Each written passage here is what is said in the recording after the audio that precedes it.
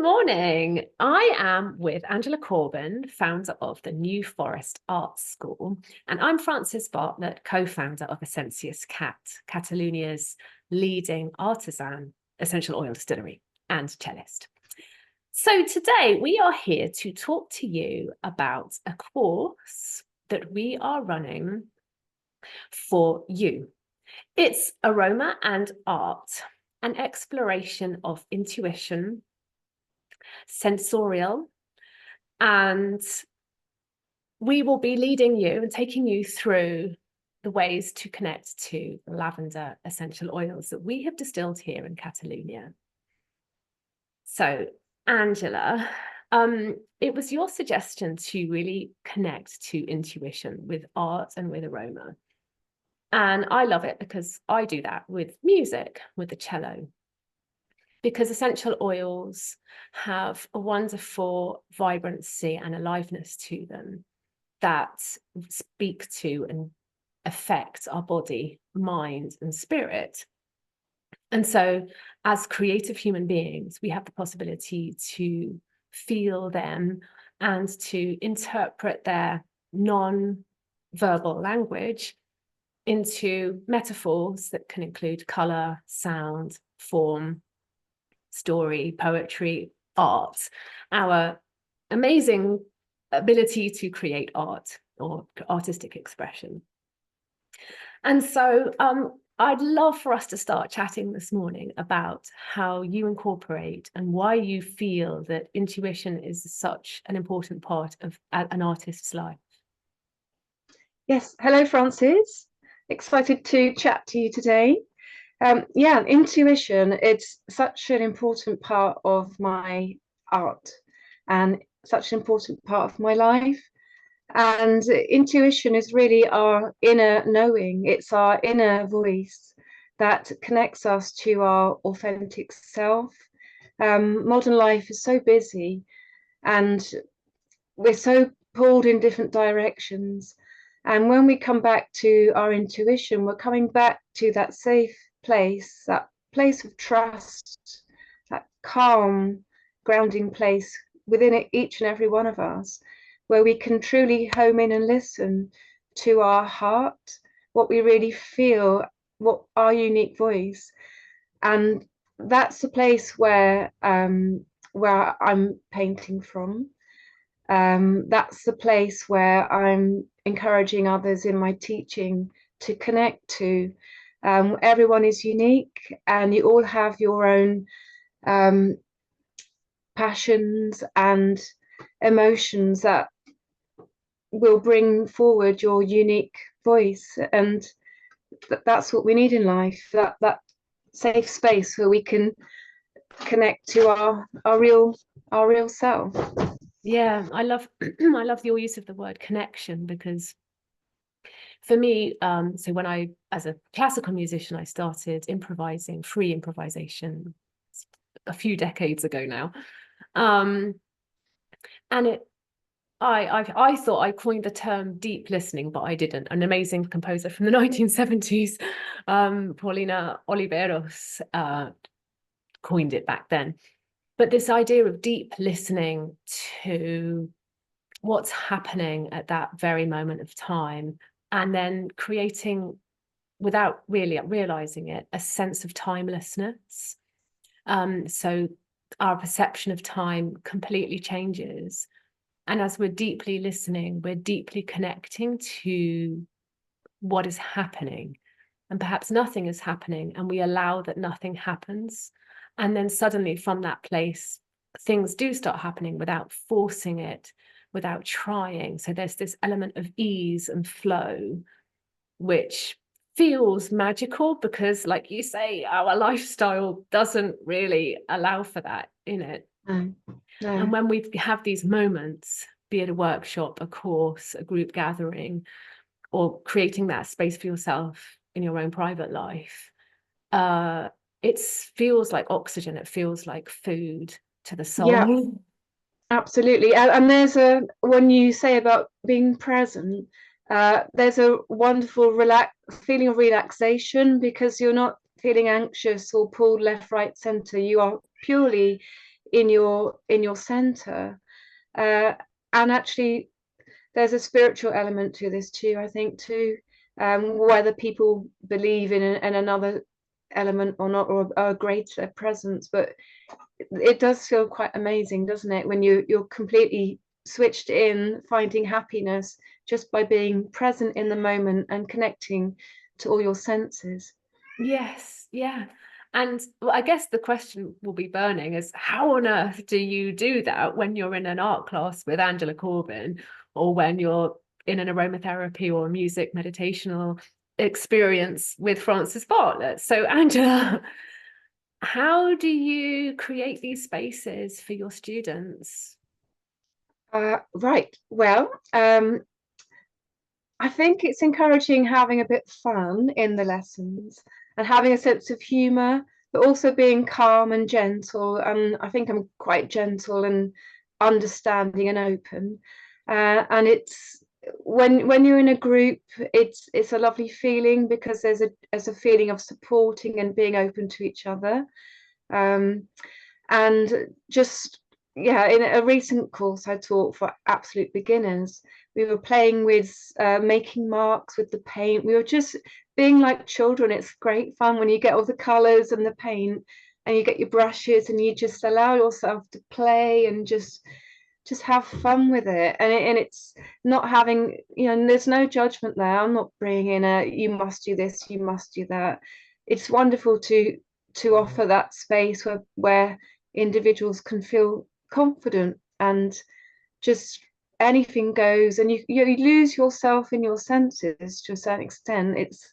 It's just trusting. And yeah, so we're creating the space in a way by being kind and nurturing, but it's also cultivating that sense of being able to relax into the environment and into the senses. So with the aromatherapy and also with your music, but certainly with, yeah, I'm interested to hear, Francis, how you cultivate that mood in your music and your aromatherapy.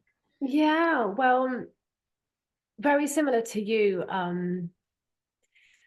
So I do various different things. I have two choirs, for example. So a lot of it is helping people to feel safe, like you say, and to lose the judgments, to lose that internal dialogue of, oh dear, it sounds dreadful, to feel idiotic, to feel like, oh man, like it's just terrible, you know, to lose those judgments. So that's a massive, massive part of the creative process. Giving oneself permission to feel free to just explore.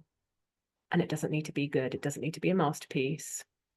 It doesn't need to be of a quality of recording, you know, because we do live in a perfectionist society now, especially the level of everything is just so high.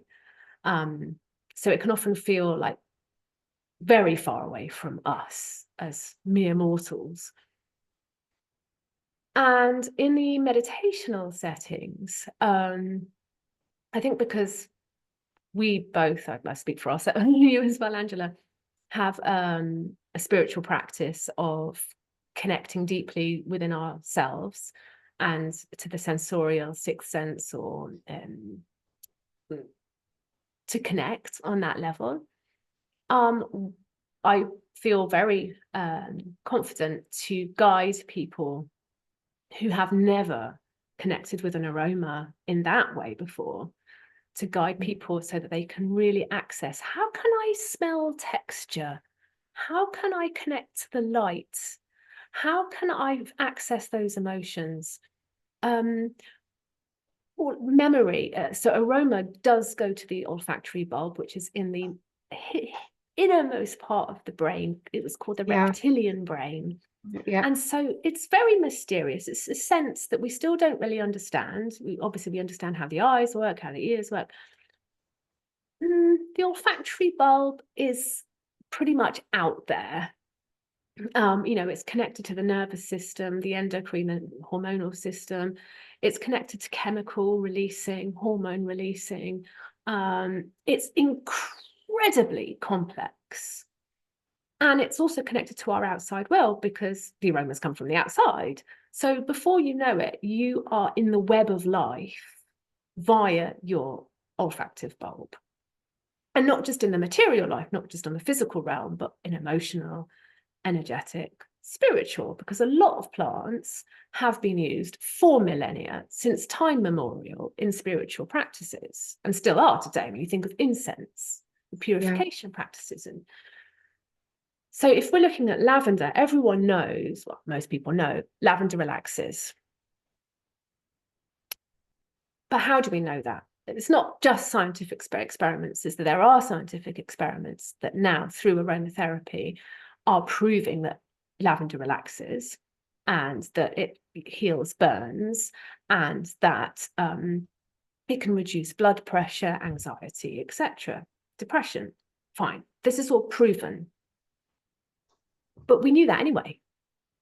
Because grandmas and the old traditions have been using lavender for children, for cuts, bruises, burns, sleep, women, the plethora of lavender benefits for generations without needing the scientific tests.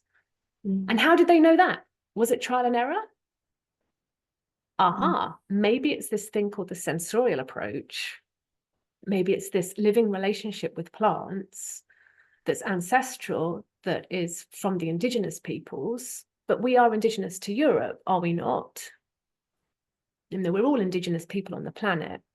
And so for me, it's about creating this acknowledgement, this reconnection to these most basic of human ways that we work. It now seems so like, oh my God, you can feel lavender, like so weird.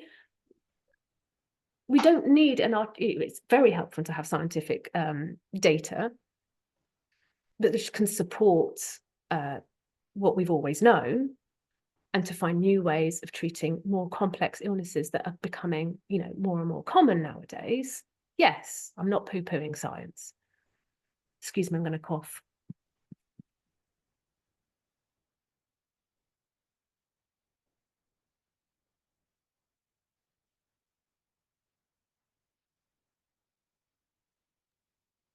But in group setting, we get to see the wonderful perspective, multi-dimensional aspects of the lavender genus in this case. So the group becomes really, really fundamental. It's in an art class, it's very similar, because you can be doing even the same exercise from the same resource, maybe starting point, but everybody will interpret it in their own unique way. And so that's the wonderful thing about having a group and feeding back to each other, and even over our tea break, walking around with our lavender biscuit and our lavender hydrolate, and just watching and chatting and interacting with each other and putting together a beautiful 360 approach. I was also going to ask you, Frances, though, I mean, it's very unusual that someone who's an expert creating their own essential oils is actually able to bring this practice to the public. So we're very lucky in that respect to have this collaboration. Yeah, no, it's really unique in the world, actually. So Essenciescat was set up 10 years ago by my husband and I. And Uriol, my husband, is Catalan, and he's a psychologist. And so now he's an aromatherapist and mycologist too. So he treats his clients with aromatherapy, and with his practices, it has been known for him to, not for him, but the plants and his therapy to help people to get off of high dosages of antidepressant drugs. People have been on this thing, on these drugs for many, many years. To come off their medicine with essential oils, hydrolates, and mushroom extracts alone within months. Well, It's it's something that fabulous. really works.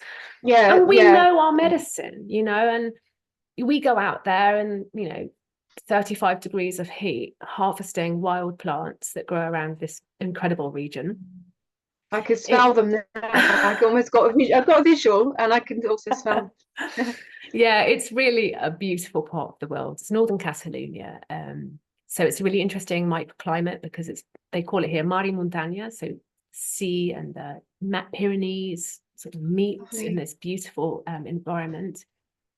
And as you know, the Mediterranean basin is the homeland of many aromatic plants. And so we specialize in Mediterranean aromatic plant distillation. And it's special because it's all done by hand. Most essential oils nowadays are either done made in machines, mass produced on high pressure for a short amount of time, so that basically the essential oil is squeezed immediately out of the plant and then sold.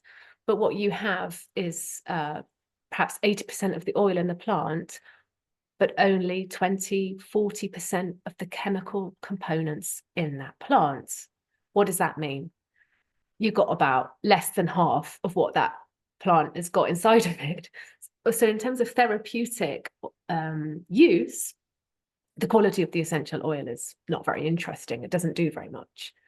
So that's, and then there's a whole bunch of essential oils everywhere that aren't even essential oils. They're just chemical reproductions. Yeah, so we're getting really natural, bespoke, pure, hand lovingly crafted on every single stage. We've got a lovingly crafted product, beautiful oil, which we can share in our experience. Yeah, and they're powerful things. What crazy stuff.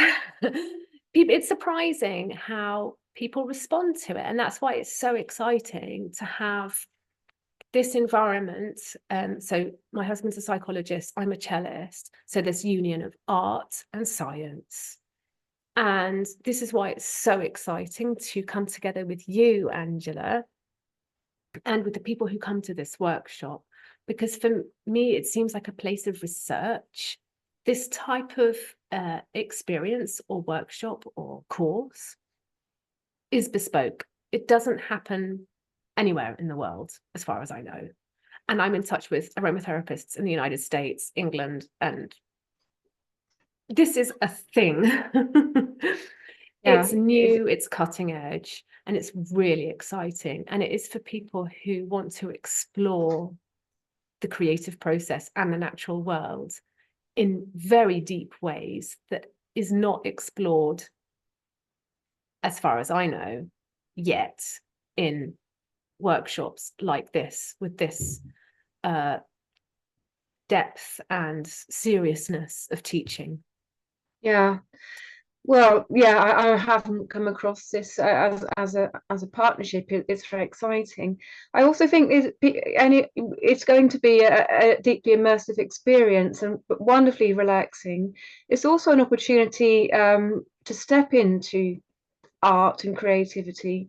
You don't need any experience, so we'll be able to get a deep level of reflection. Also, it's very open though to everybody, no matter whether you've smelt essential oils before or whether you've picked up a crayon before, not since you were a child maybe. And that's also the beauty, I think, because you can step into this beautiful world. It's not a secret. It's there for each and every one of us. And I feel very privileged to be able to open up that space. And it's like opening a door. It's like a brand new world. When I teach people painting or drawing, it's like you can look out the window in UK here, and it could be snowing or grey, but you've got your essential oil, you've got your music and playing, you've got your paintbrush, you're painting with wonderful colours and textures.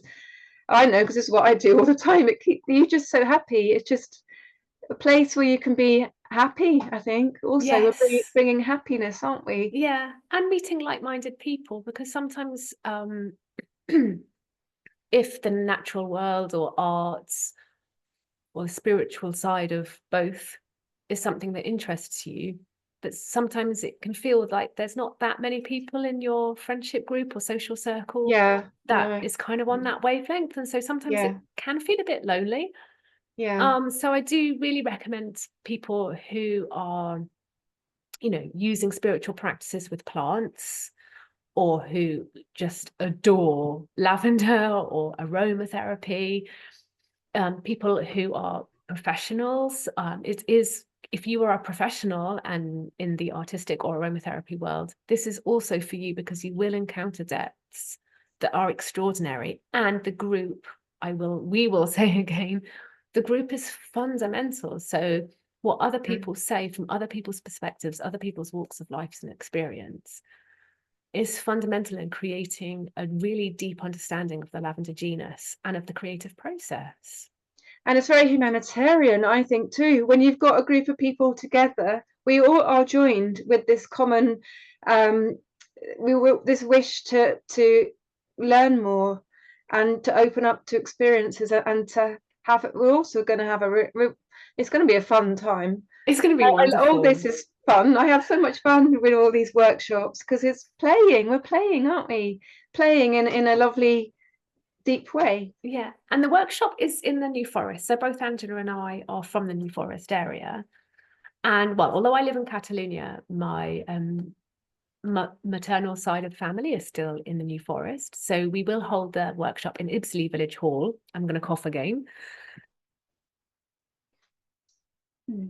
Yeah, so I'm based in the New Forest, so it's a beautiful area, really, really natural, and it's really nice to bring this type of workshop to such a natural space where we might have ponies wandering past and lovely birds and nice, calm, quiet space, so we can feel, you can feel relaxed the minute you arrive and walk through this beautiful space. Yeah, yes, it's quite near to Ringwood, but we can put details. Yeah, we will attach details to the bottom of the video. The workshop's on the 22nd of February this year. Please book early. That's a personal request. And any further questions, email us directly. We'll be very happy to respond quickly. Thank you so much for your time today. Yeah, thank you. It's been lovely to chat to you, Frances. And yeah, I will second that. I'm really super excited about this. It just feels totally authentic, something that I'm led to do. It's something that, Frances, you're led to do. It just feels like this is what we need to do right now.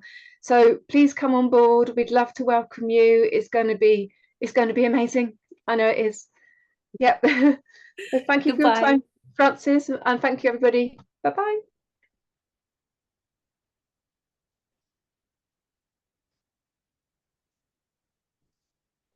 Oh dear, I did the Zoom wave, which you're not meant to do.